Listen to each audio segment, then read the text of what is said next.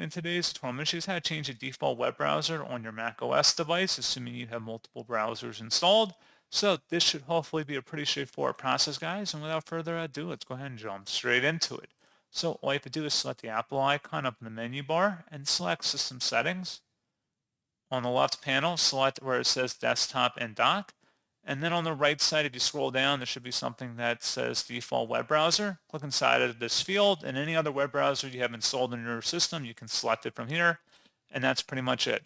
So, as always, thank you guys for watching this brief tutorial. I do hope I was able to help you out, and I do look forward to catching you all in the next tutorial. Goodbye.